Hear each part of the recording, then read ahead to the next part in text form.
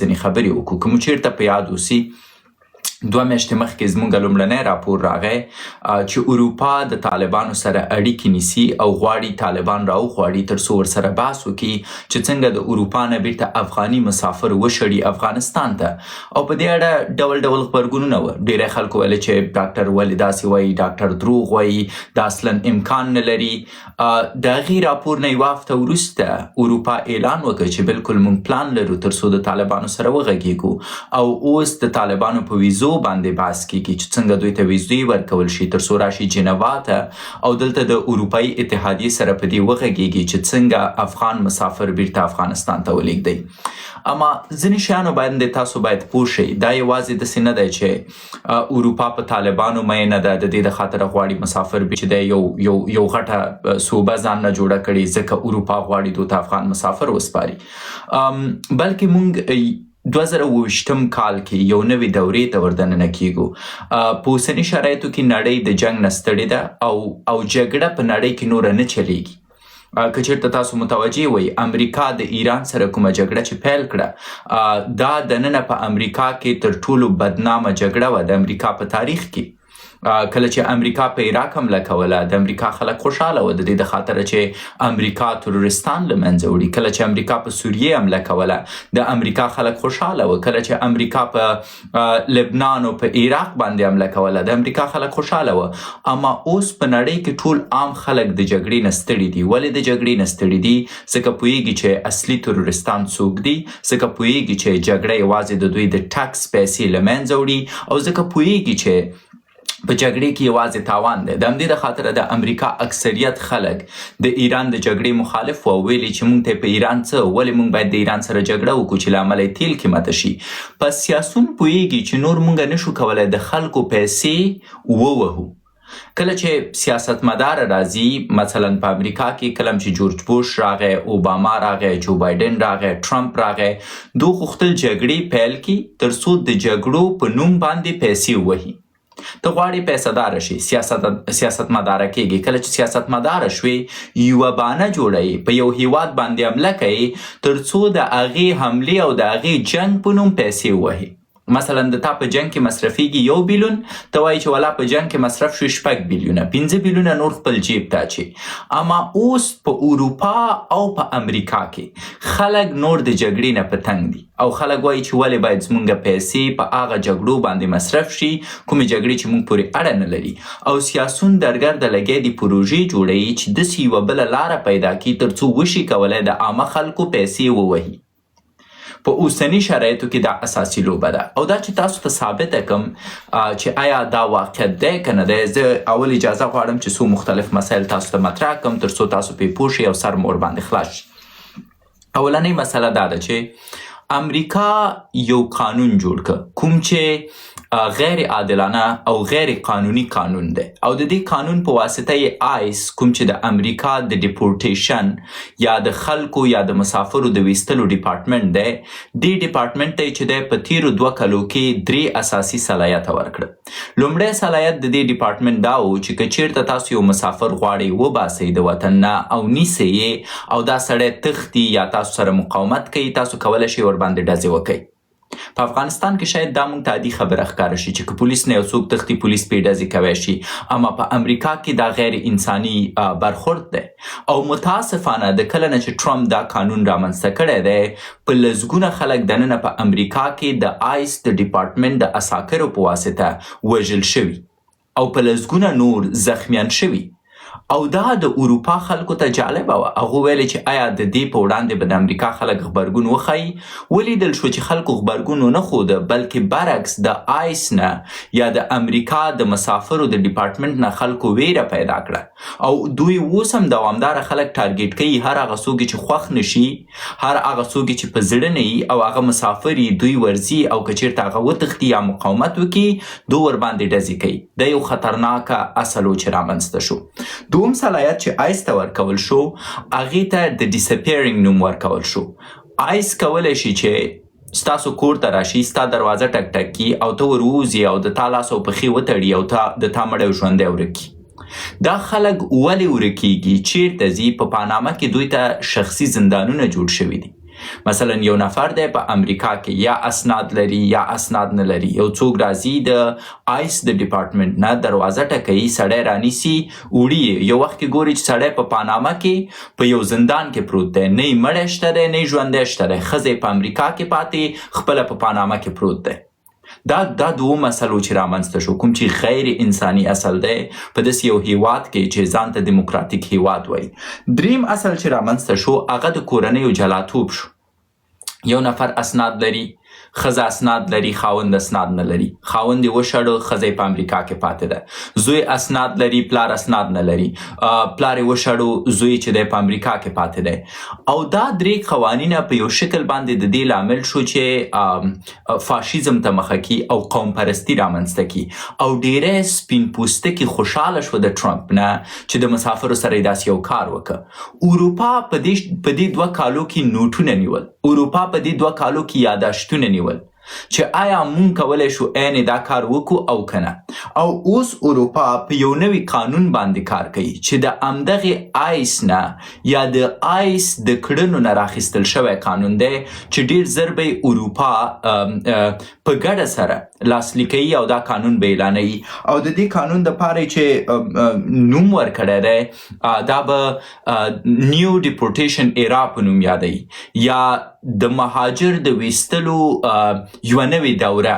او د دې قانون به اساسي کار همدا وي چې څوک د بې اسنادو ولیده، که یې مقاومت کوو یا تښتېدو وله یې، که یې مقاومت نه کوو نه تښتېدو، نیسه یې مړی او ژوندی ورکوه، ولو که نیمایي کورنۍ پاتې کیږي یا نیمایي کورنۍ نه پاتې کیږي.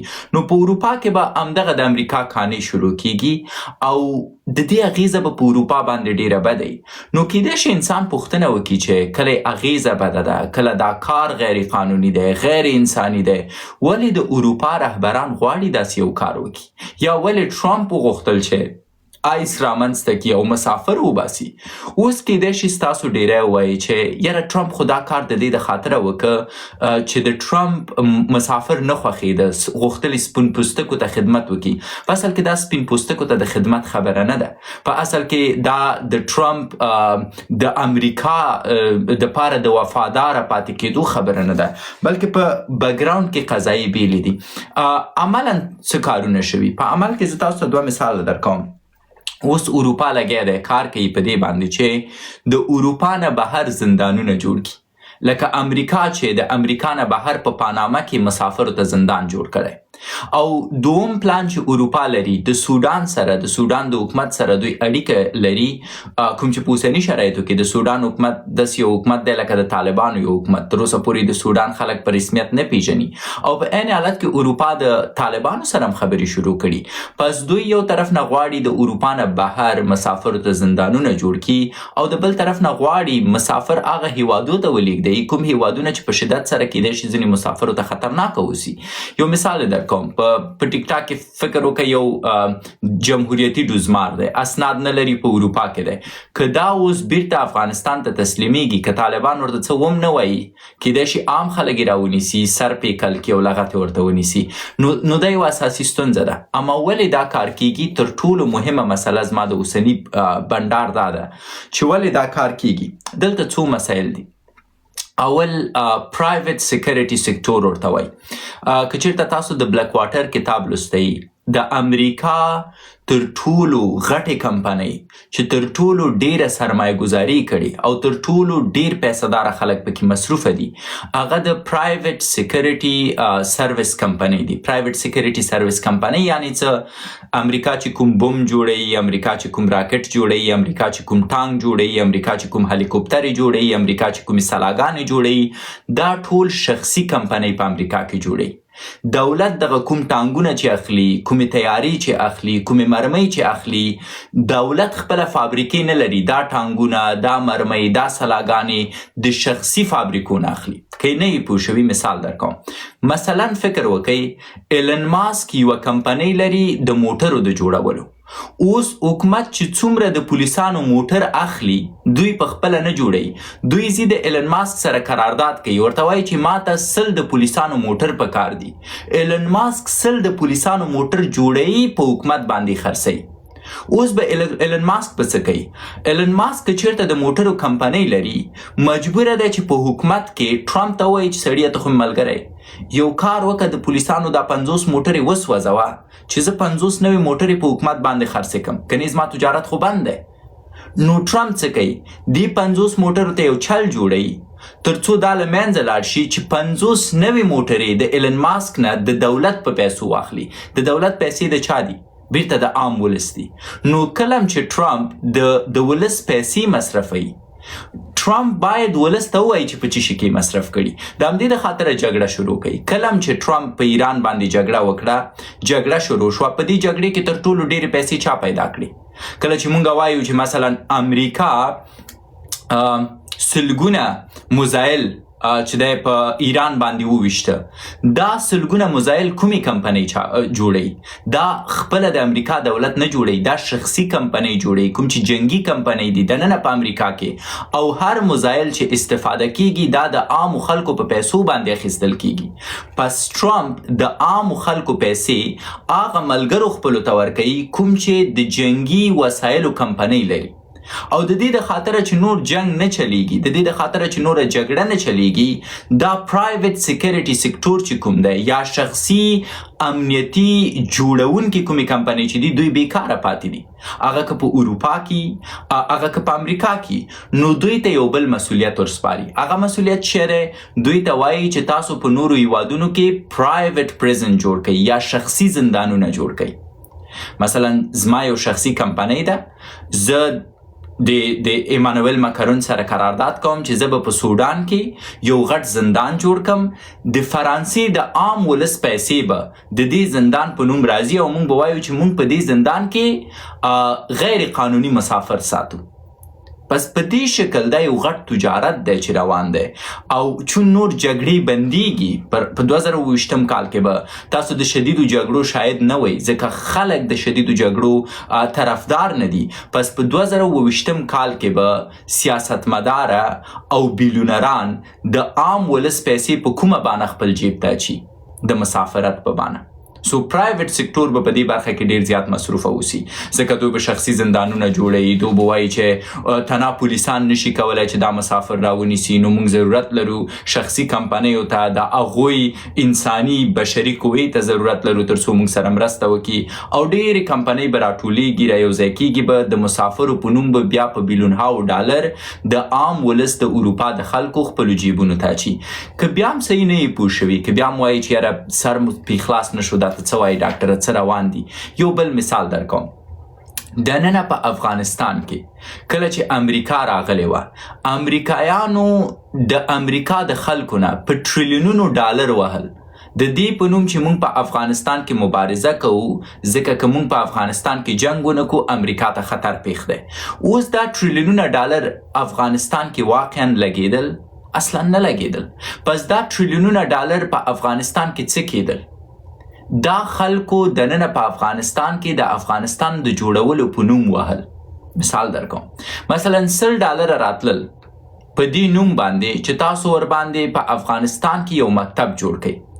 دا $100 چې کله به د امریکا نه راغله افغانستان ته ورته به یو ناستو مثلا ایساف به ورته ناستو ایساف به د دې $100 نه $10 خپل ځان ته واخیسته چې دا خو د مونږه معاش شو مونږ دلته نور افغانان پیدا کوو نورو خلکو سره کار کوو $80 به یې ورکړه یو افغاني ته $80 کې به هغه افغاني $10 خپل جیب ته واچول $50 به پاتې شو. دا $50 به یې ورکړه $10 به یې کاریګرو ته ورکړه $10 به په مکتب باندې مصرف شو. دا یو مثال در کوم کني د دې نه ډېرې زیاتې پیسې په افغانستان کې وخوړل شوې. په همدې شکل چې کله مونږ د مسافرو د ډیپورټیشن یو قانون په اروپا کې جوړو شاید مسافرو ته غټه ستونزه نه وي شاید مسافر اصلا څوک ونه باسي اما د مسافرو د ویستلو په نوم به یو ډېر غټ تجارت شروع کیږي او د دې دپاره چې خلک د اروپا واقعا مجبور شي چې د مسافرو د ویستلو دپاره خپل ټکس مني یا خپلې پیسې دولت ته ورکي او دولت دا پیسې د نورو تجارانو سره خپل جیب ته واچوي. شاید یو څو مسافر پکې ووژني، شاید د مسافرو نوم بد کړي، شاید په تلویزیونو کې د مسافرو اړوند غلط معلومات خپاره شي. او دا هغه څه دي چې تاسو باید ورته متوجه اوسئ. تاسو باید پام وکړئ چې اروپا ته دا مهمه نه ده چې باید ټول مسافر د اروپا نه ووځي، اما اروپا ته دا ډیره زیاته مهمه ده چې د مسافرو په نوم د عام ولس پیسې ووهي او د بیلیونرانو جیبونه بیرته ډک کړي.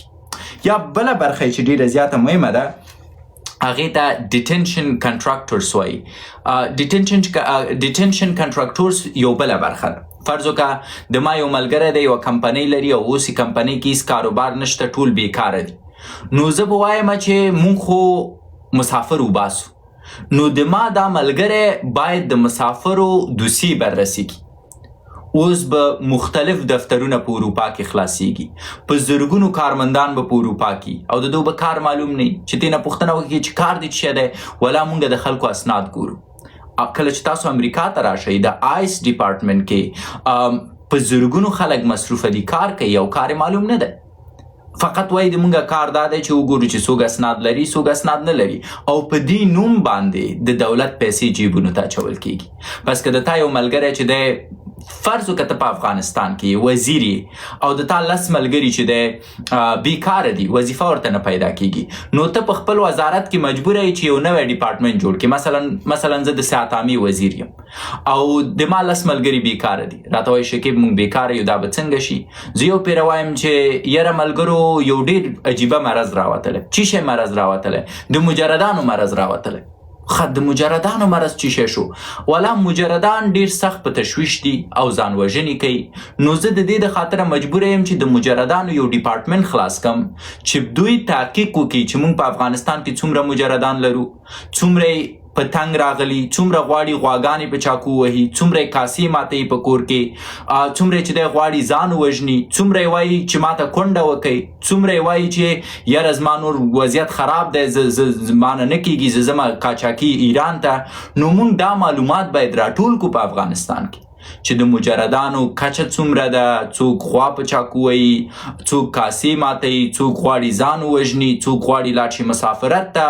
او که چیرته موږ دا معلومات راټول نه کړو، مجردان دننه په افغانستان کې یو ستر ګواښ کیدی شي.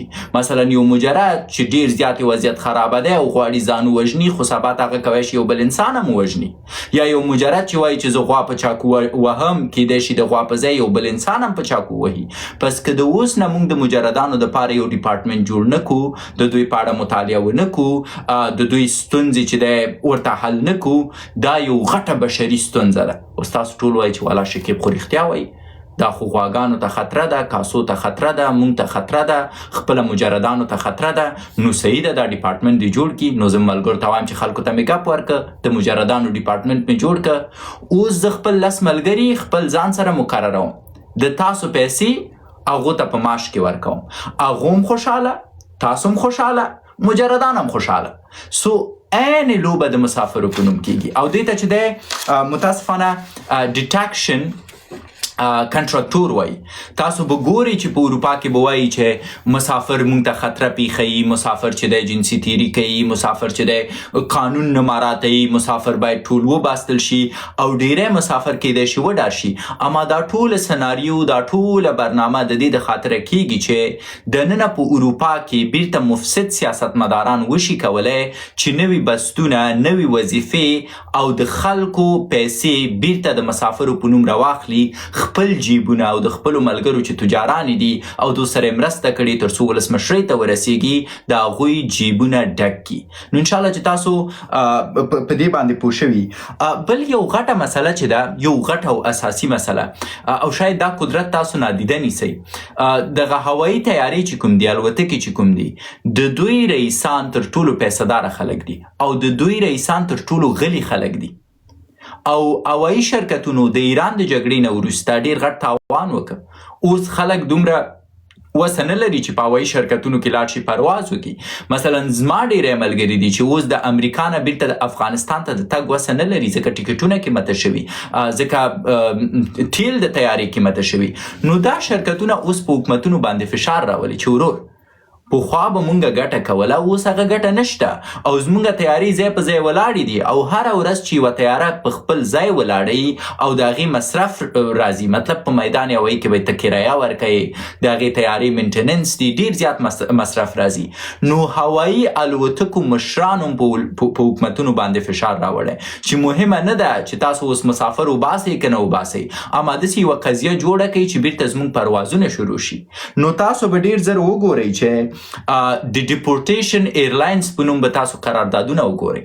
تاسو به وګورئ چې ډیری کمپنۍ به قراردادونه وکړي هوایي شرکتونه د دولتونو سره چې مونږ غیر قانوني خلک رااخلو په دې تیارو کې چې دی بیرته خپلو وطنونو ته لیږو. او ساده مثال یې درکوم، مثلا که د اروپا کې د اروپا د افغانو مجردو مسافرو نه کوم چې وزې پسې دي، فکر وکړه که یوه تیاره یې ډکه کړه او افغانستان ته یې ولیږل، بیرته به دوی وایي چې مونږ 20 تیارې افغانستان ته ولیږلي او د دې مصرف به چې دی بیرته راخلي په عام ولس باندې به یې اچوي. سو په دې شکل دا یو نوې انډسټري ده یا د تجارت دپاره یو نوې لاره ده. اوس که چیرته تاسو وغواړئ دې ته د یو فرصت په سترګه کتی شئ او که چیرته تاسو وغواړئ دې ته د غضب په سترګه کتی شئ.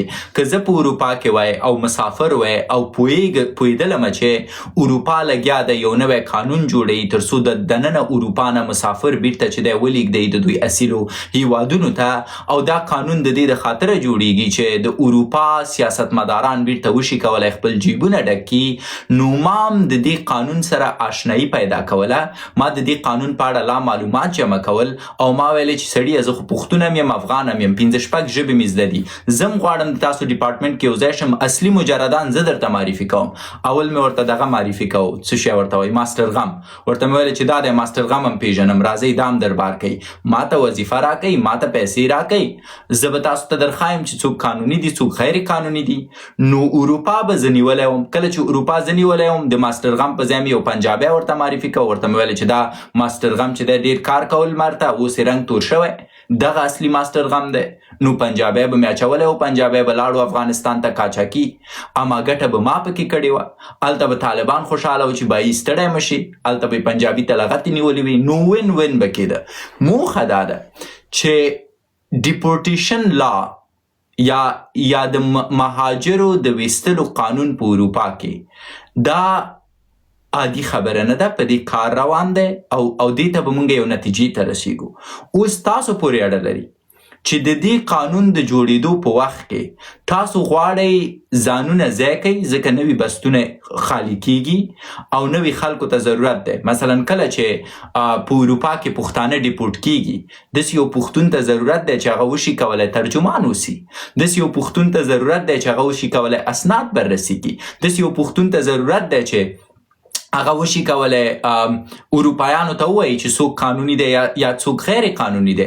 نو د دې په ځای چې تاسو ترېنه وډار شئ، تاسو ډېر کوشش وکئ چې د اروپایي هیوادونو د ډیپورټیشن د ډپارټمنټونو سره اوس نه په اړیکه کې اوسئ، ویبسایټونه وګورئ، د وظیفې فرصتونه وګورئ او تر ډېره حده پورې په دې ډپارټمنټونو کې دننه شئ او د دې په ځای چې خپل افغانان ډیپورټ کړئ، د خپلو افغانانو په ځای پنجابیان ډیپورټ کړئ افغانستان ته. اوس معمولا جمهوریتیان باندې غږ کوم، تاسو خاص نه وایي چې مونږ غواړو خپل غچ واخلو د طالبانو نه، دغه وخت دی د دې په ځای چې تا ډیپورټ کی پنجابی ور ډیپورټ کا افغانستان ته، الته طالب د پنجابي سره په جنگ واچوه، دلته خپله مزې کوه. سو دا یو غټ فرصت دی، په دې کې پیسه داره د پیسو برخې ته ګوري. که تاسو الوتکې برخه کې کومه زمینه مساعده وشئ، تاسو ته غټ چانس دی. که چیرته سکیورټي برخه کې مثلا د مسافرو دپاره زندانونه جوړیږي، د زندانونو د خاطره امنیتي برخې ته ضرورت دی. که ته په اروپا کې سپیشل فورس وي یا د ملي اردو ځوان وي، اربکیان نه یادوم ځکه اربکیان څوک نه نیسي، هغو په افغانستان کې ستوره کړې ده چې په زندان کې وکړي. سو د ملي اردو ځوانانو ستاسو تجربې ته اروپا ضرورت لري، کیدای شي تاسو سکیورټي برخه کې ونیسي. که ته یو چیرته یو موټروان یې او دا مجرد مالونه چې اچوي چې یاره دولیږو خپل وطن ته، خو کیدای شي تا ته ضرورت ولري ځکه په موټر کې به دا مجردان اچوي چې تی بوزي تر میدان یوایي پورې. نو دې ټولو مسایلو ته باید تاسو پام وکړئ. شاید تاسو داسې مو شئ کولی چې د افغانانو نه موټر ډک کړی، تا ته وایي چې دا بوزه تر میدان یوایي پورې، ته افغانان په نیمه لار کې ټول خوشي کې پنجابیان ور واچوي، بس بوزي تر میدان یوایي پورې. سو اوس تاسو پورې اړه لري. ډیپورټیشن را روان دی، اما زړه مو چې د فرصت په سترګه ورته ګوري یا زړه مو چې تېنه ډار پیدا کوئ. که ډار پیدا کوئ پرته د شکه تاسو به ډیپورټ کوئ، اما که د فرصت په سترګه ورته ګورئ او ډېرې په اړه مطالعه کوئ، کیدای شي تاسو د ډیپورټیشن یو مامور شئ د دې په ځای چې تاسو د هغې وطن نه وباسي. زما په نظر دا خبرې مهمې وي چې تاسو پرې پوه شوي وئ او بالاخره مو سر خلاص شوی و چې ولې اروپا شله ده چې هغه مهاجر کومې چې په خپله راوستي، په زاریو یې راوستي، اوس یې بیرته وباسي. د دې د خاطره یې نه وباسي چې اروپا خلکو ته ضرورت نه لري، د دې د خاطره یې نه وباسي چې اروپا د مهاجرو نه په تنګ ده، بلکې د مهاجرو د ویستلو په نوم اروپا بیرته غواړي، د اروپا مفسده سیاستمداران بیرته غواړي چې خپل شخصي جیبونه ډک کړي. انشاءالله چې هدف مې انتقال کړی، زه وخت ورکوم ټولو ملګرو ته تر څو دوی راشي خپل نظریات ووایي. د هغې نه وروسته بیا خدای پاماني وکړم د تاسو سره. زه به ملګري راواخلم یو هر یو ته به وخت ورکړم چې سره وښه کېږو. صافی صاحب ستړی مه شي، الله دې راوله مهرباني. السلام علیکم. وعلیکم السلام. ډاکټر صاحب محترم، یو پوښتنه مې نه کوله. مهرباني ورور. ډاکټر صاحب دغه زه دا بعضې ځوانان ګورم که نه، زه خپل هم زما عمر دومره نه ده، ټول 14-16 کاله یم، چې په ټیک ټاک کې راځي لکه حسیب ځواب